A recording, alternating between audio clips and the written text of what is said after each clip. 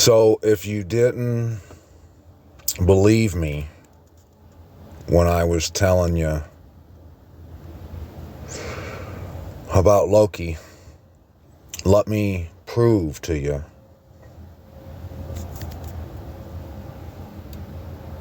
that you were wrong.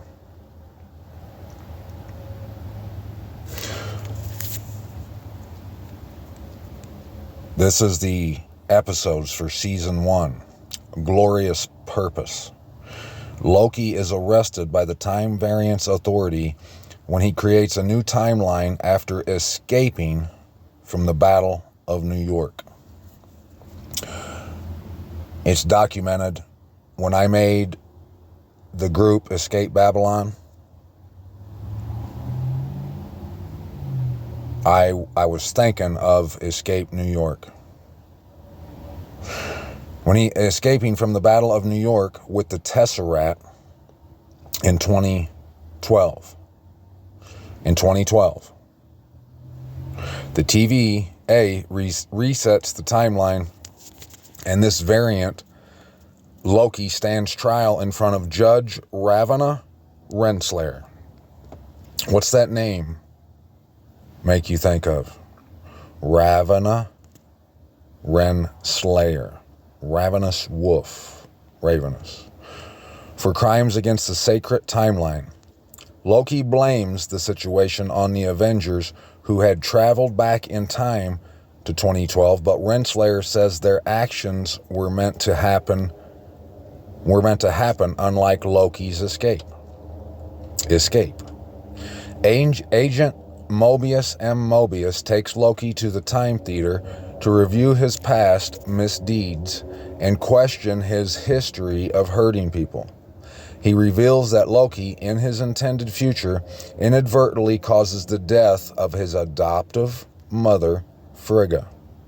Loki attempts to escape, but gives up after realizing that the TVA's power exceeds that of the Infinity Stones. Wait till you see all what I'm going to show you regarding those Infinity Stones, all this stuff. You won't believe it. He returns to the Time Theater and watches more future events, including his own death at the hands of Thanos. He then agrees to help Mobius hunt another Loki variant who was killing several TVA agents and stealing their timeline, resetting charges. Episode 2, The Variant. Loki joins a TVA mission on the site of an attack by the variant in 1985, Oshkosh, Wisconsin. Where he stalls and attempts to bargain his way into meeting the Timekeepers, who the TVA claims created them and the sacred timeline. Renslayer objects to Loki's further involvement, but Mobius convinces her to give him another chance. Loki researches TVA files and theorizes that the variant is hiding near apocalyptic events, where their actions do not affect the timeline. Well, let's read that one more time. Loki researches the timeline variant authorities files, okay, and theorizes that the variant is hiding near apocalyptic events where their actions do not affect the timeline. Okay, there's so much to think about with the timeline. We know that Yasharal hasn't returned home yet, except for one of us. That, what happened in 1948, that is a variant of the timeline, is it not? Yeah. They're saying they're already back. They're saying that what happened in the real Yasharal, the real Yerushalayim, they're saying it didn't happen. We're seeing the proof that it did happen, that it was there. All these timelines. And time has separated, time has covered things up. history. That's what this represents. And it's them mocking at us, but it's the truth in there for us to find. But I haven't even gotten close to all the crazy stuff that's going to blow the top of your mind.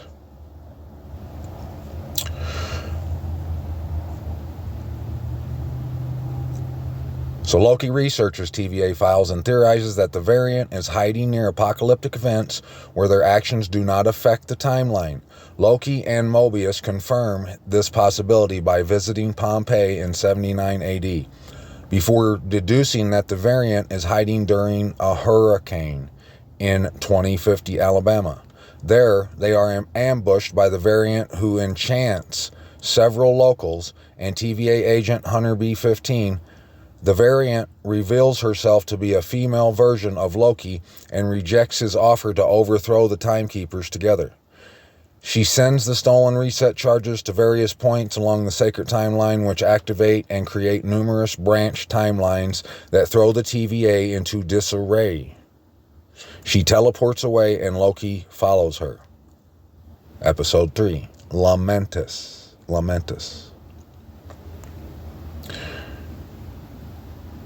With the TVA distracted, the variant arrives at their headquarters and attempts to find the Timekeepers, but is followed and confronted by Loki.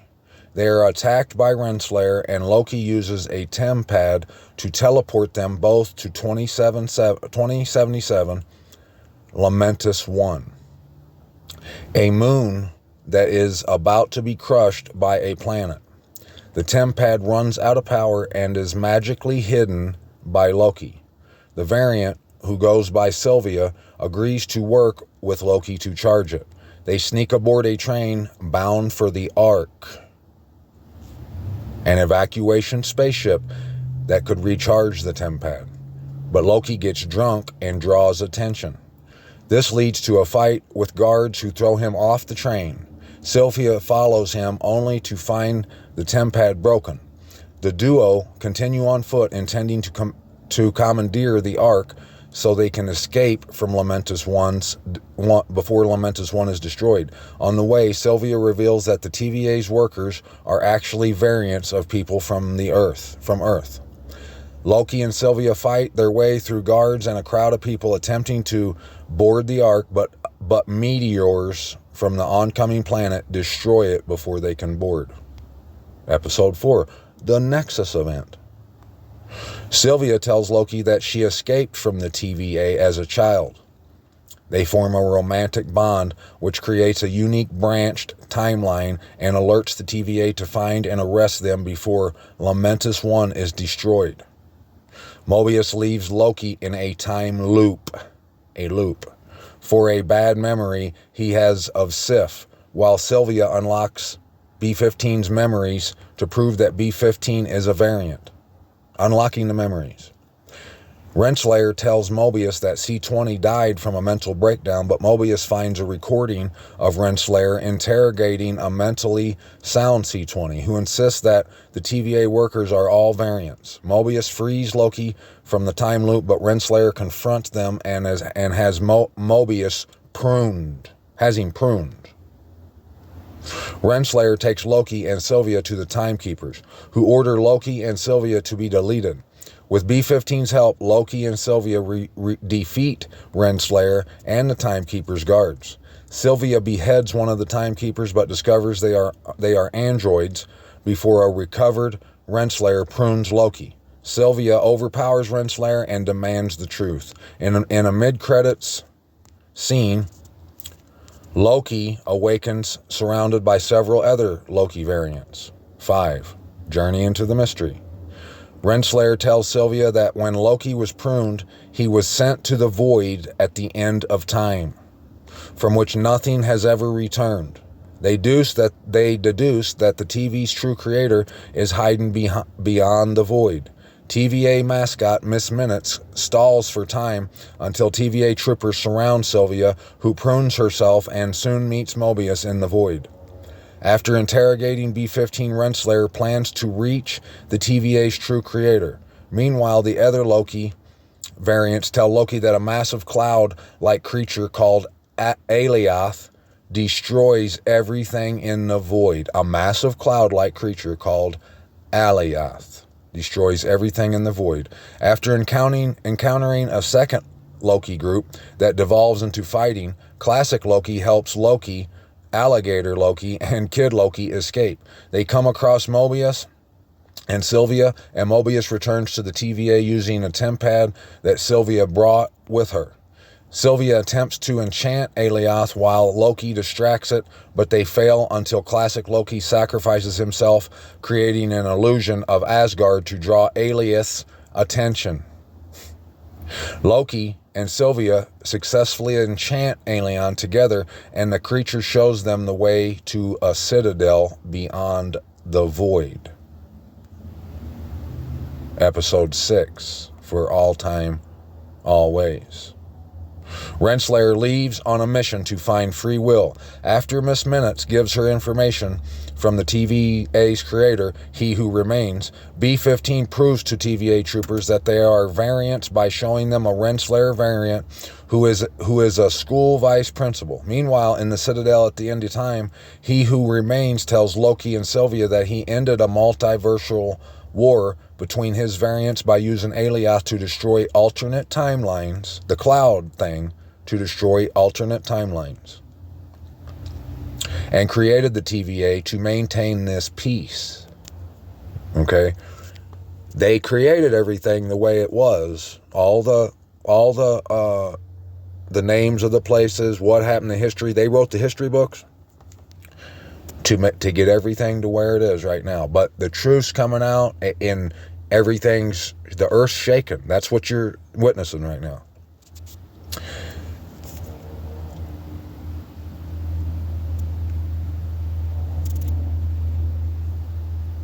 Okay, to destroy timelines, and created the TVA to maintain this peace. As he has grown weary, he offers them a choice.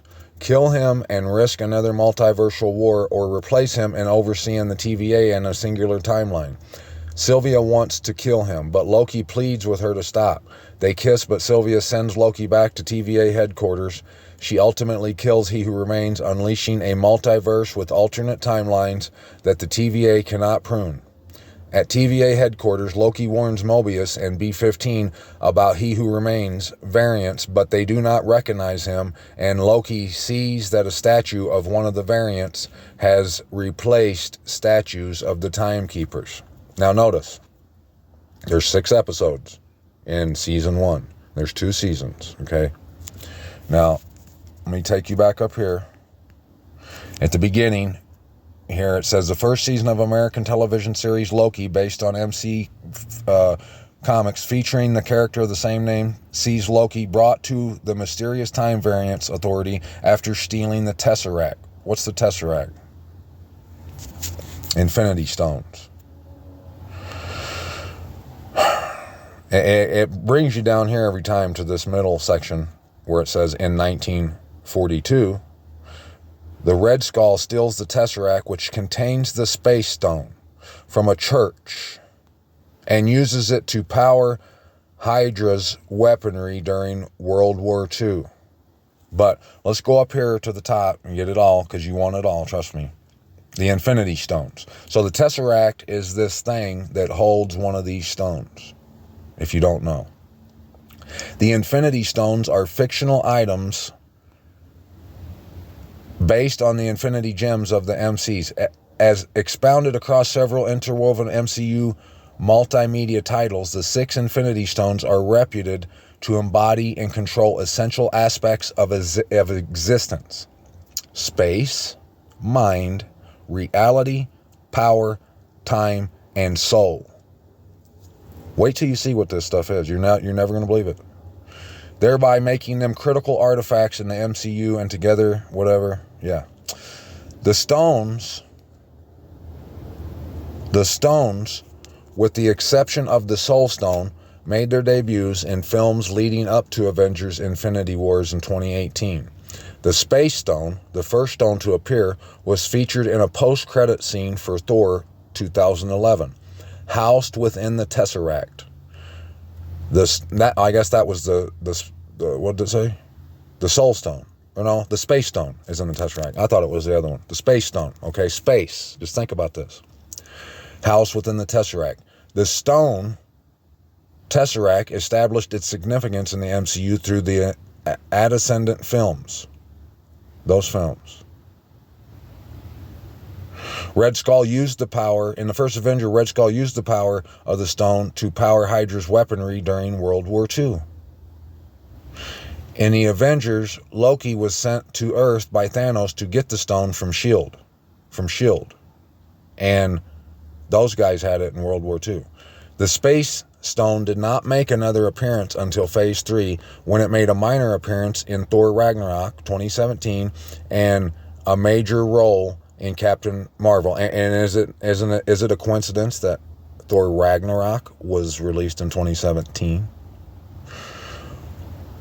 When it was revealed that the stone gave Carol Danvers her powers, the Mind Stone first showed up in the Avengers housed in a scepter given to Loki in his efforts to get the Space Stone from Earth.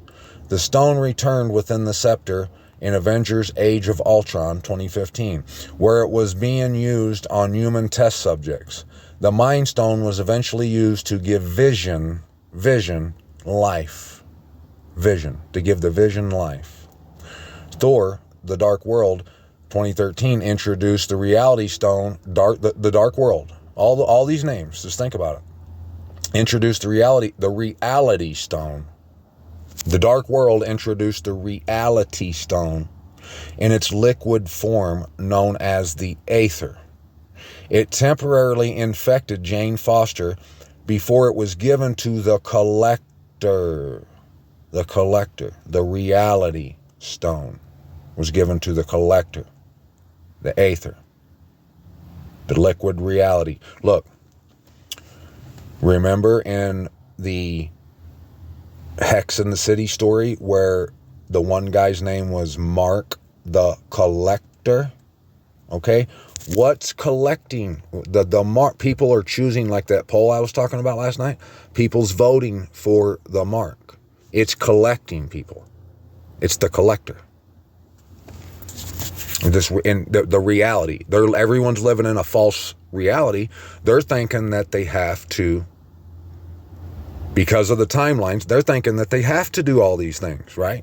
That they have to pay the bill, do all that. You know what I mean? And don't get it twisted. I'm not saying not pay the bills, but okay, how much time do these people, like say someone who pays if you're someone that makes the bacon, you pay all the bills. How much time do you give thinking about the bills and paying the bills versus how much time do you think about who you are, who the Most High is, what he's done for you, giving him all esteem, going home, returning, picking up your steak, following the Lamb, the Word, the way, the truth, the life. How much time? So there you go. So this reality that we've been sold, it has everyone flipped upside down to thinking about things that really don't matter. If you were thinking about the right things, all those things that you're totally always thinking about, it would come to you. You wouldn't have to even worry about it, stress none of it. But you see, your priorities is not in order. So it was given to the Collector to keep it separate from the Space Stone. The Space Stone. The Space Stone. Space. The reality, okay, they moved Jerusalem across the pond over there. And the Space Stone is regarding where the geographical locations. The Reality Stone is, you can see it's used to alter reality, all kinds of, and you're going to see more, you're going to, just wait. To keep it separate from the Space Stone, the Power and Time Stones made their debuts in the Guardians of the Galaxy and Doctor Strange, and respectively Ronan the Accuser. Seeks out the Power Stone for Thanos, but he is defeated by the Guardians of the Galaxy, who entrust the stone with the Nova Corps. Stephen Strange finds the Eye of Agamotto. The Eye of Agamotto. Does that sound like Armageddon a little bit? Yeah, Armageddon a little bit. The Eye of the Storm, like I've been telling you. Yeah. He finds the Eye of Agamotto. Stephen Strange finds the Eye of Agamotto, which houses the Time Stone, and uses it to save Earth from the demon Dormammu. Now, can you guess who that's going to represent? Oh, wait till you see. Dormammu, voiced by Benedict Cumberbatch. Check this out. And an unidentified British actor. I've read lots of these plots and stuff, and I've seen so many cast members for these things. I've never one time seen it say an unidentified actor. And when you see who Dormammu is, you'll understand exactly why it says unidentified actor. Because it's a primordial interdimensional entity and ruler of the dark dimension, the valley of the shadow of death. He wields apocalyptic levels of supernatural power. Dormammu seeks to absorb all other universes into his dark dimension and turn the victims into mindless ones. Sound familiar? The Zealots misinterpret this external existence as a benevolent longevity. Does that sound familiar? The Zealots misinterpret Isis Ra'el as the Holy Land and a benevolent longevity. Yeah. Because of the master of the dark dimension, Dormammu.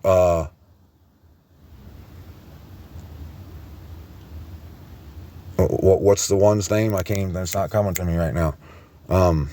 The cup, you know.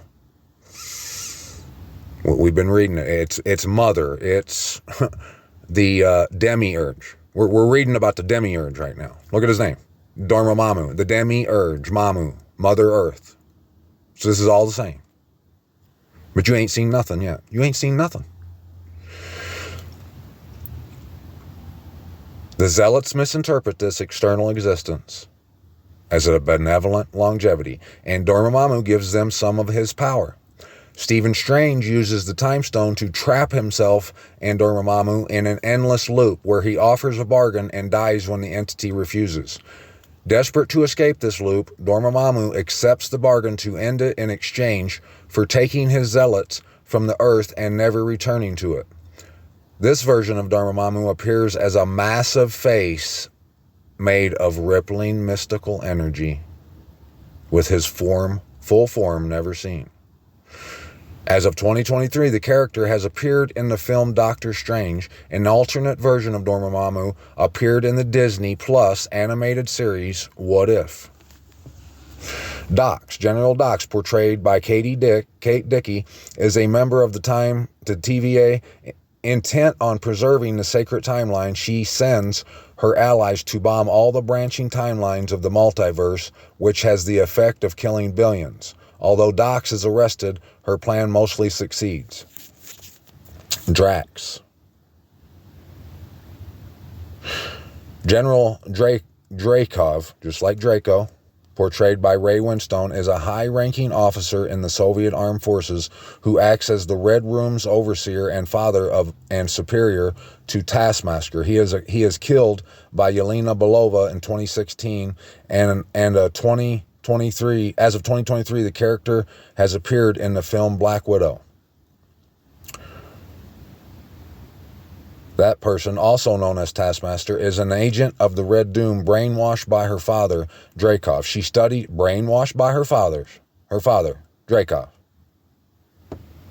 There you go. She studies her opponent's fighting style in order to mimic them and learn how to use it against them, and uses techniques from the superheroes.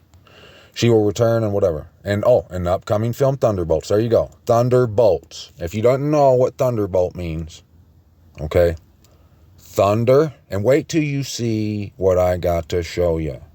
Your mind is going, it should just explode. I'm not even kidding you. Thunderbolts, okay? Thunder and lightning come from the throne. That's Abba whistling. Like when your dad would whistle for you and tell you to come home when you were a kid. Thunderbolts and lightning in the word is telling you a lot of times, and other time, either way, it's talking about home. But it can be, he sometimes uses it for it destroying the BS, the timeline variant crap. And he uses it when he's telling you he's whistling for you to come home. So what would a thunderbolt be? The word thunderbolt it confirms what I just said. It will confirm it to you. Thunderbolts. There's no such thing as a thunderbolt, right? The lightning is the bolt. What's the thunder? It's the noise. The noise. It's those with the voice as of a lion. It's the lie about the throne. The thunderbolt is. Yeah. Droz. Emperor Droz is the leader of a Skrull colony located on Tarnax. In 2026, he has peace talks with the Kree, but they get interrupted by Captain Marvel, which causes Darben to attack the planet, whatever, and he and his colony are then taken to Earth. Druig is an Uluf Eternal who can use cosmic energy to control the minds of others. He becomes withdrawn from the other Eternals, frustrated because he disagrees with their interactions with humankind. The only exception is Makari, with whom he develops a trusting, intimate relationship. I think I need to... But you can see the Deviants are all in here, the Eternals. And I've been reading about this stuff. I found the truth about the Eternals and the Deviants you remember, a long time ago. And there was no movie out or nothing. No one was even talking about none of that stuff. Let me get here. Oh, I got to get back out of the demiurge. That's what happened. I was going the wrong way. Okay, back here to these stones. There we go. The Soul Stone was the last stone to make an appearance, first showing up in Infinity, and the Soul Stone it's the last one, right? Go figure. Up in an Infinity War, then when Thanos collects the stone on Vormir after sacrificing Gamora. And Thanos it represents the Most High. It's a bunch of stuff. Thanos sets out to collect all 6 stones in order to use them to wipe out half of all life in the universe, believing that his plan will save it from extinction. In 2018, Thanos accomplishes his goal and snaps his fingers while wearing the Infinity Gauntlet containing the stones, causing the blip.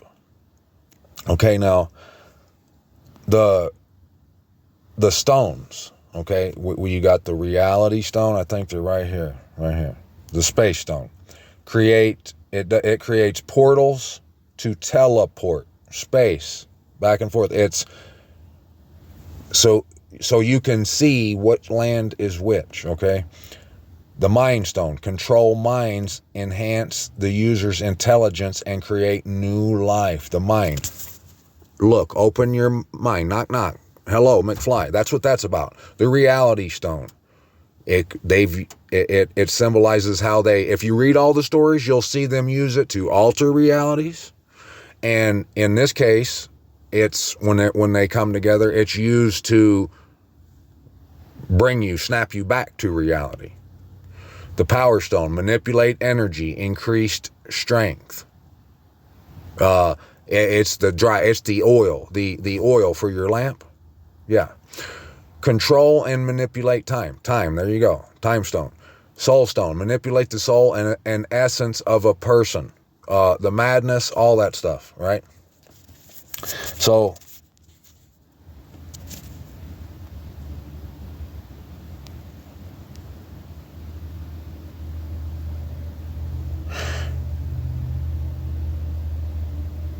The Mind Stone, the stone is originally housed in a scepter given to Loki by Thanos, and the other to help locate the Tesseract and conquer Earth with its ability to control people's minds and project energy blast. After Loki's defeat, it falls into the hands of Hydra leader Baron Wolfgang von Strucker. What's that sound like? Who uses it to experiment on people, including siblings Pete Petro and Wanda Maximoff. Wanda Maximoff, that's the Rumlachel lady.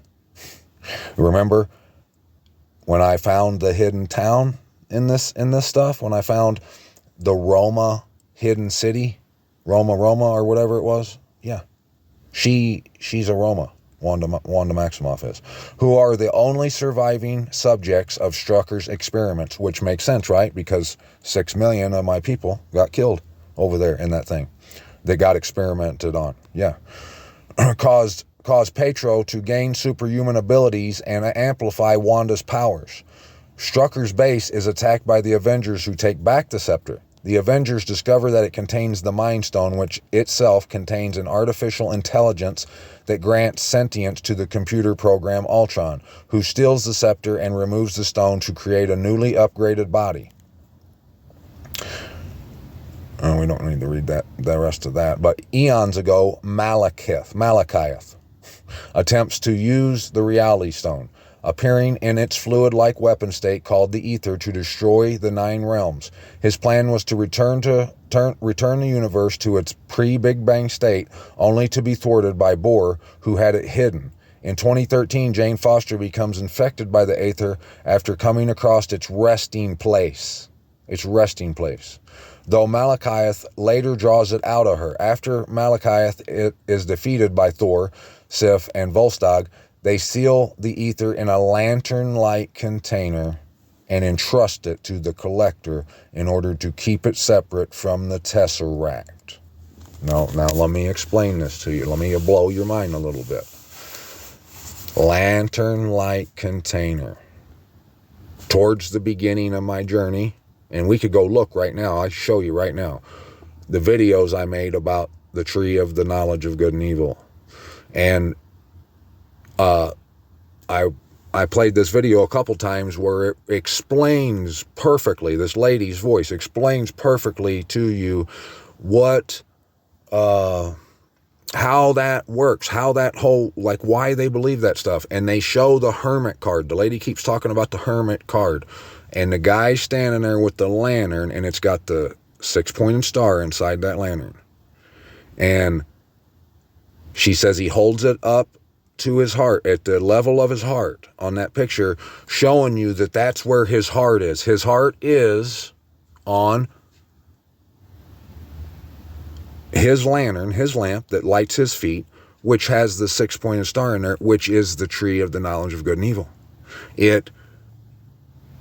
It's everything. It's, okay, you think you can call the shots. You think that you'll have enough time. You ain't. You're doing it your way. You're not doing it the Most High's way. You think that you know good from evil. You know right from wrong. That's what that symbolizes right there. The lantern light, the ether, remember, in its liquid form, the reality stone. And it's just got your whole reality upside down. Ether in a lantern-like container, and entrust it to the mark of the beast in order to keep it separate from the Tesseract. The Tesseract is where the other stone was, whatever stone it was. But you'll learn when you read this that the Tesseract, it's the truth. So that's why it says the Collector, they gave it to the Collector in order to keep it separate from the truth, because they knew what would happen. The truth, the darkness can't comprehend the light. Do you see? As the 3 of them consider it unwise to have multiple infinity stones close to each other. See, now the enemies, yeah, they don't want you to snap back to reality and understand that you've been lied to in the history books, and understand that Egypt ain't no such thing, that Yasharal's over here, all that stuff. And they don't want you to think about your home, your throne. They don't want you to get that kind of power and that kind of a relationship with the Most High. They don't want you going home. This is a toilet bowl, the whole earth, the world, and it's a trap ultimately made by Abba. Everything is sucking you down that drain. Nothing wants you to leave that drain. How powerful are you if you escape? Boom, there you go. And it's a test. It's the refining. It's the threshing all the way to the gate.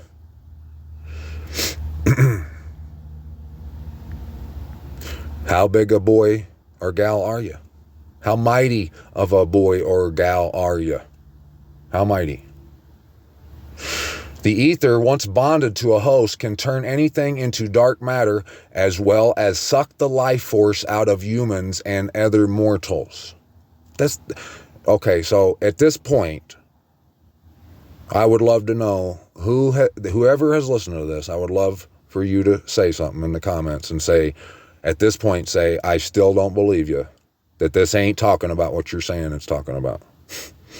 I would love it. I would love for someone to come on here and say that, in saying that this ain't really saying what it's saying. Yeah.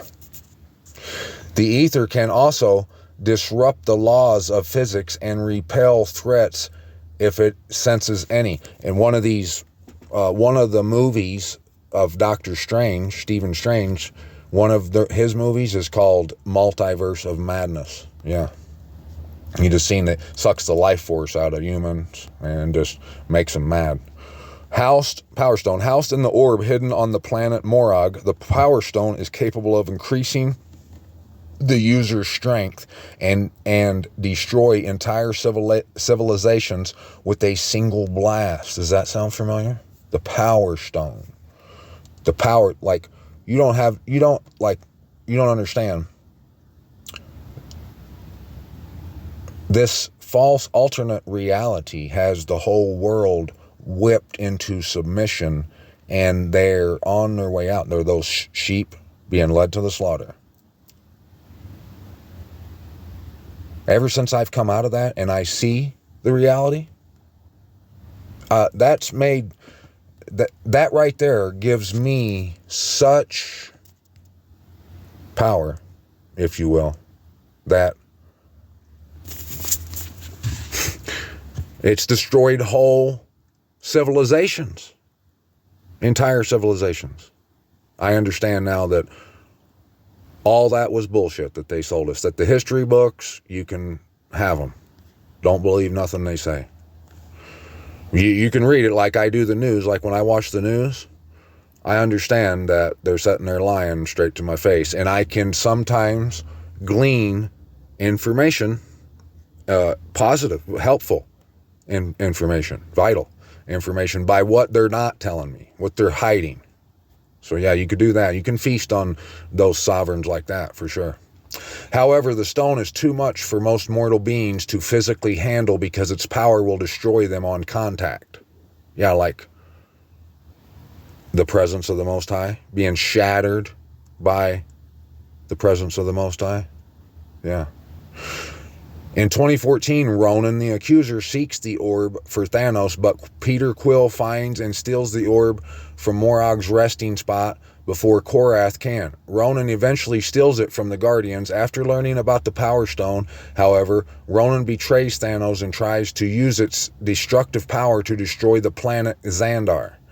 During the battle to protect Xandar by sharing the burden of the Power Stone's energy, the Guardians are able to use it to kill Ronan. It is later revealed that Peter Quill's half-celestial physiology was what allows him to withstand the stone's power on his own for a brief time before the other Guardians joined with him. Sound familiar? This is all just a figment of my imagination, guys. That's what this is. They seal the Power Stone in an orb and entrust it to the Norva Corps for safekeeping. Time Stone. 2016, Dr. Stephen Strange finds the Eye of Agamotto. And I guess we just read that one, didn't we? Yeah.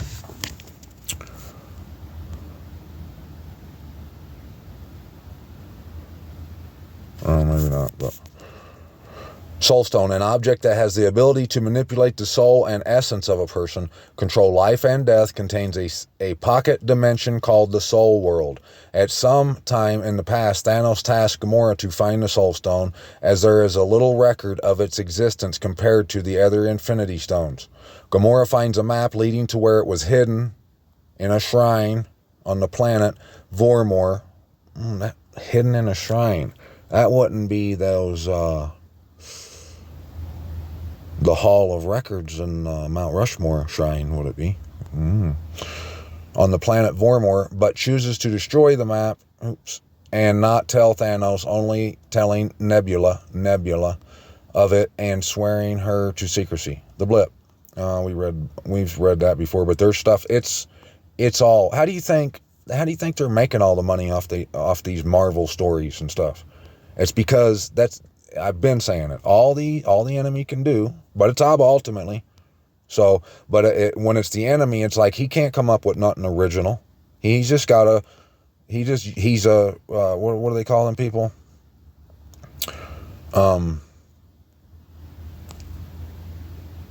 He's plagiarizing the Most High. Yeah.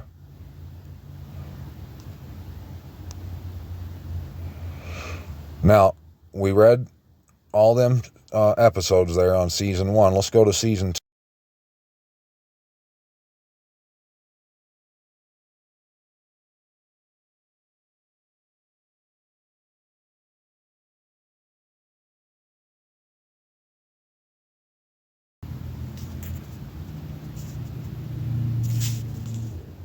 Okay, now let's look at this Dormammu a little bit more. Code names: the Cosmic Conqueror, Destroyer of Worlds. Code names. Why does he have to have code names? Affiliation: the Zealots. He was in the movie Doctor Strange, Infinity War Prelude, The Hero's Journey.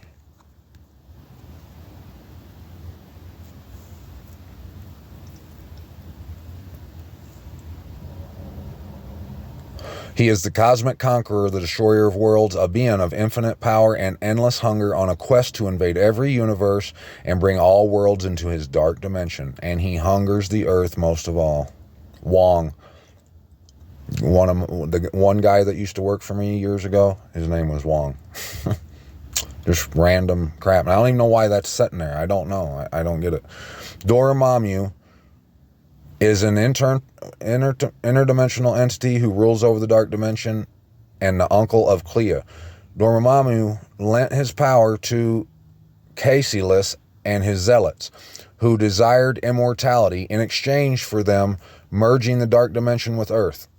Before Dormammu could complete his plans, he was confronted by Doctor Strange, who used the Time Stone within the Eye of Agamotto to trap Dormammu in an endless time loop. This is just, is this all just it's just not that big of a deal? Really? Frustrated, Dormammu agreed to leave Earth alone and take the Zealots with him in exchange for being freed from the loop. Who do you think the Zealots are?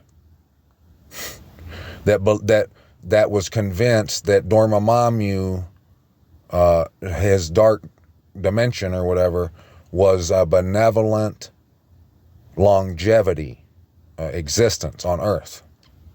It's those guys over there smashing. That's who it is. The Smashers. Learning of an infinite multiverse includes learning of infinite dangers. And if I told you everything else that you don't already know, you would run from here in terror. Yeah, that sounds about right.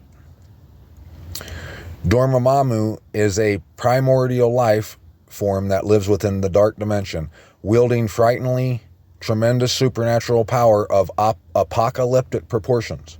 Dormammu sought to conquer every universe of the multiverse as well as Earth. This gained him an enemy in Agamotto. Gained him an enemy, okay, in Armageddon. It's great, isn't it? This guy, he's used his supernatural power in the dark dimension to try to conquer all multiverses. That means to get all the history books lined up, every news channel, everyone saying that that's Yasharal, and deceive the whole world, flip the reality on its head, have everyone wanting what they want and not thinking about who they really are, where they belong, what they need to do, living in fantasy land. Because that he's done that, because of this, it's gained him an enemy in the battle of Armageddon. Dormammu's ancient essence has been altered so many times by the assimilation of other universes that his original form and his primordial dimension are long forgotten. Wow, really? You mean like who we claim to be, what we claim to be used to be, when, like David was here, when we had our place and our home, our dwelling place, all that stuff, everything was intact, that which was continual. Well, all that's been long forgotten because of Demiurge, all this crap. To achieve the conquest of Earth, he managed to employ contact with Caecilius, a rogue member of the Masters of the Mystic Arts. Of the Mystic Arts, huh? That's not that mystery school, mysticism, tree of the knowledge of good and evil, nah. Who had become disillusioned with the Ancient One's ideals. I hope somebody comes on here and says, this ain't what you think it is. That's not what it's talking about. This is Superman and Batman. Yeah. The two struck up a deal with Caecilius, agreeing to gather the necessary items to enable the Dark Dimension to come to Earth. I wonder what that could have been. To help ensure his success, Dormammu gave Caecilius power from the Dark Dimension when he stole the Book of Kagglestro, whatever that is. But I can guarantee you, I got a good idea. I got a hunch. You will never win. No, but I can't lose again and again and again and again forever, and that makes you my prisoner. Oops. No, I don't want to see that. Been thinking wanting nothing inappropriate. Where was I now?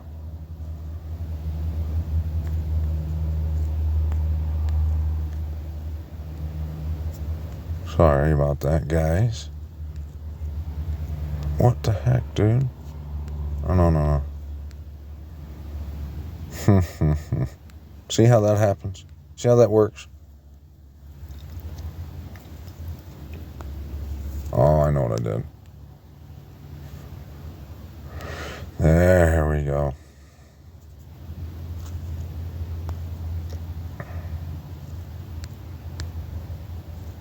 Well, where was the spot? There we go. As they had planned, Caecilius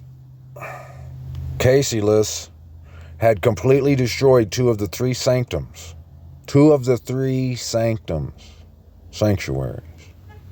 And finally, with the Hong Kong sanctum vulnerable, Dormammu was now free to do as he had always desired, to fuse the Dark Dimension with Earth and destroy it. However, Doctor Strange, a new member of the Masters of the Mystic Arts, flew into the Dark Dimension to confront him, claiming he had come to bargain for Earth's protection. Angered at this, Dormammu quickly killed Strange by blasting him with energy, but to his confusion, Strange reappeared on the Dark Dimension surface, repeating himself. Perplexed, Dormammu killed Strange again, only to have him reappear, repeating his intention.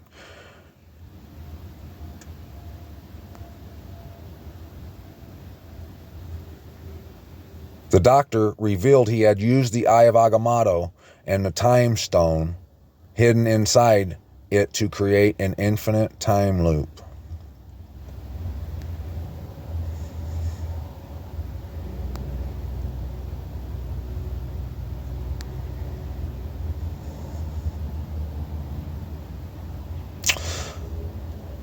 Strange then gave Dormammu a choice that on the condition that he would banish himself and the zealots from the earth forever. Banish himself and the zealots from the earth forever. You think that's coming? You think that's going to happen? I guarantee you. Dormammu did this while also turning the zealots and Caecilius into mindless ones and dragging them into the dark dimension to live in agony forever, and kept his own word, sealing the portal between the dimensions to never return. Yeah, baby.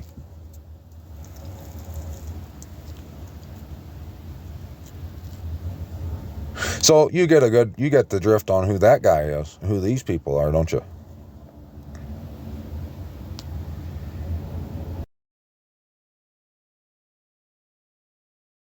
Now check this out. I don't know how I clicked on the Screen Rant. It must have been somebody that had something to do with the making of one of them movies or the Loki show or something.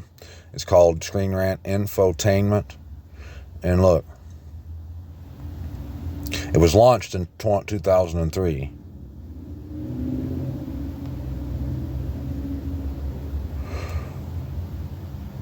By Vic Holderman, and it originally had its primary office in Ogden, Utah.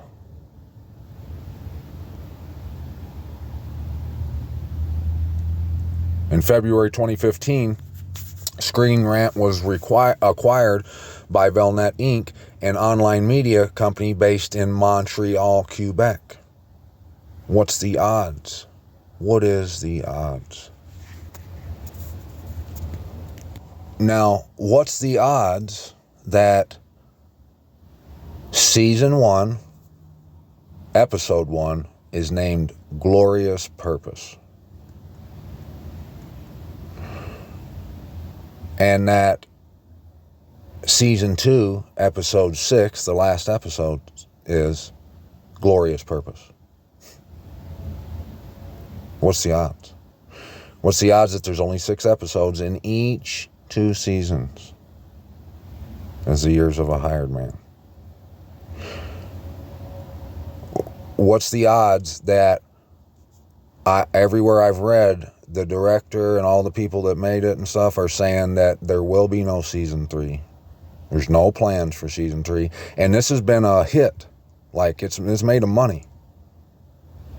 And most TV series has more than 6 episodes. But not this one. Not this one that has Lamentus and the Year of the Nexus and all that kind of stuff in it. No. Not this one. Now, when I clicked on the Bible, I guess it's not the verse of the day, I guess, and I thought it was this whole time. Dirt. But whenever I clicked on it a minute ago, it was Mark chapter 3, verse 35. Check it out. For whoever does the desire of the Most High is my brother and my sister and my mother. Is it any coincidence that this Thanksgiving stuff, and I got more of what I got yesterday from my baby sister from other people today. So, is there any coincidence that happened?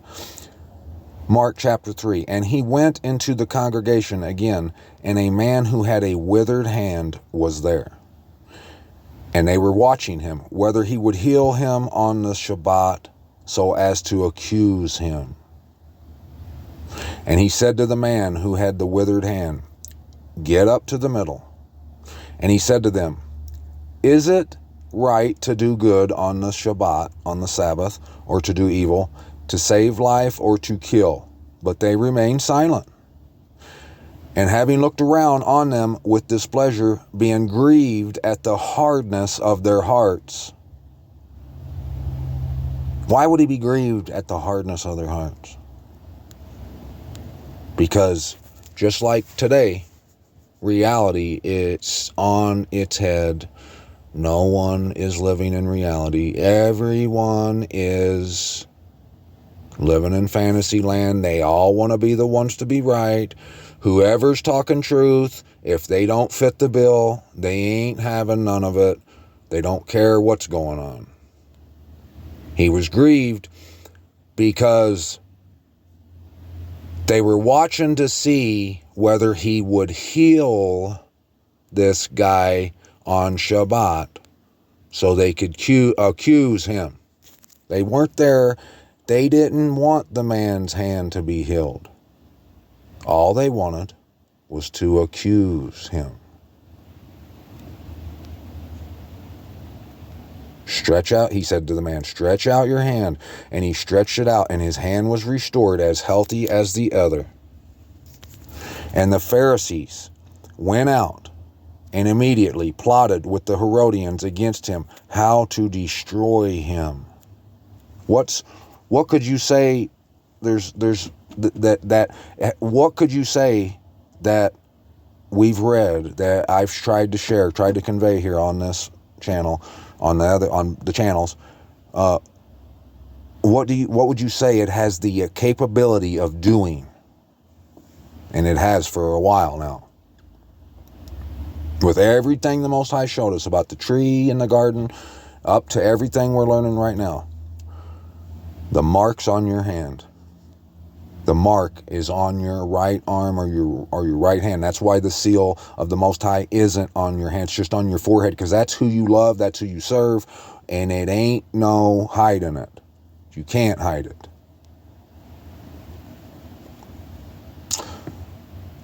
Who cares if I'm reading from Loki or what I'm reading? If it's healing people's hands, it shouldn't matter when it is, what day it's on, what's going on. It shouldn't matter. And the Pharisees went out and immediately plotted with the Herodians against him, how to destroy him. But Yahusha withdrew with his taught ones to the sea, and a great crowd from Galilee followed him, and from Yehuda, even from Jerusalem and from Edom and beyond the Jordan and those around Sor and Sidon. A large crowd came to him when they heard how much he was doing. And he spoke to his taught ones that a small boat should be kept ready for him because of the crowd, lest they should press upon him. For he healed many, so that as many as had afflictions fell upon him to touch him. And the unclean spirits, whenever they saw him, fell down before him and cried out, saying, You are the Son of the Most High.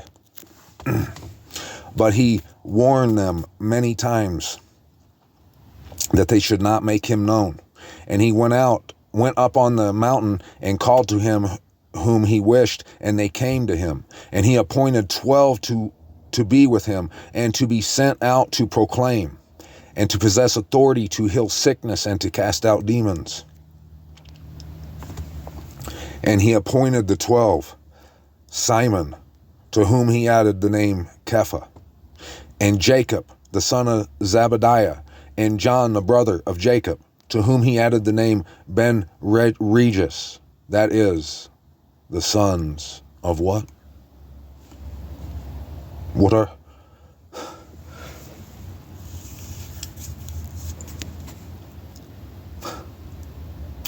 they the sons of?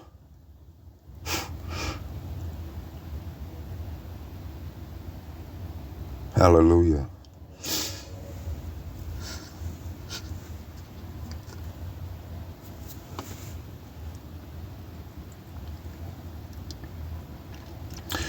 And Andre, and Philip, and Bartholomew, Matthew, Thomas, Jacob, son of Alphaeus, and Taddai, and Simon the Canaanite, and Yehuda from Kirath, who did also deliver him up, and they went into a house, who also delivered him up.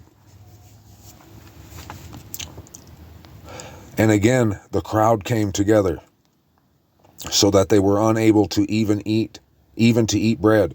And when his relatives heard about this, where'd they come from? When his relatives heard about this, they went out to seize him, for they said, He is out of his mind.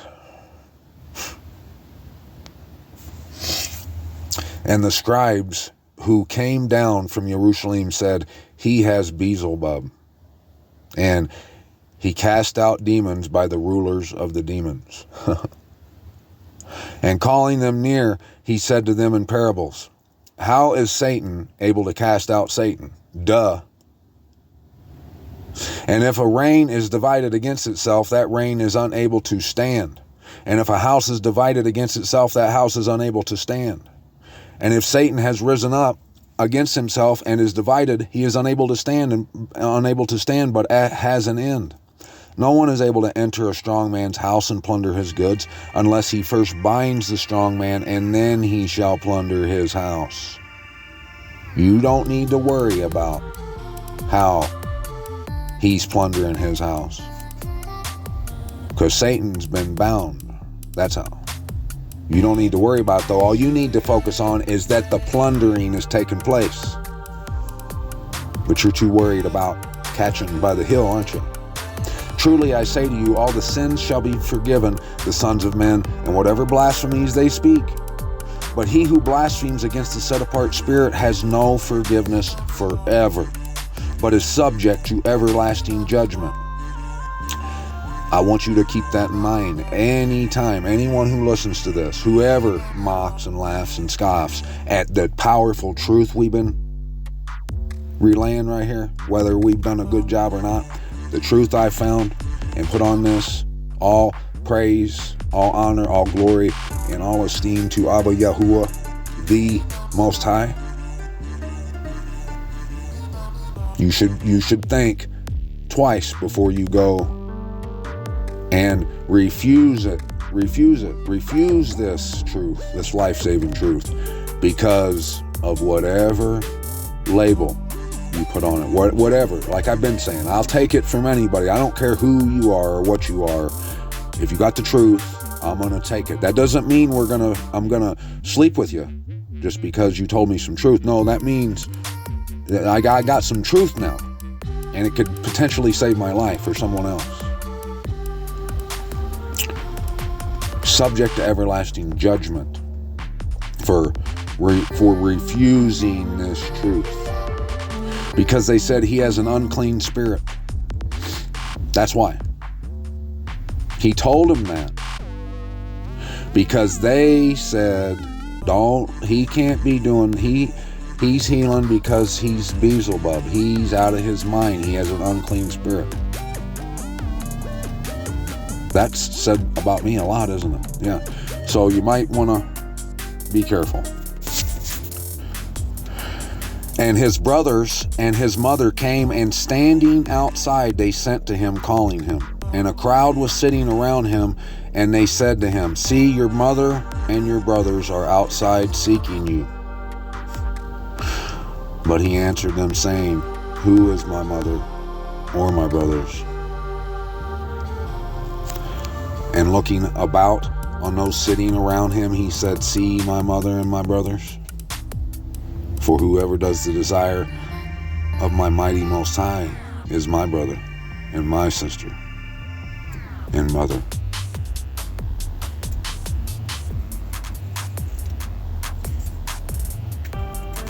You ain't my family unless you're on your face and you give Abba Yahuwah only, the Most High, our wonderful Creator, our righteousness, all the praise, all the honor, and all the glory, and all the esteem. It's just how it is.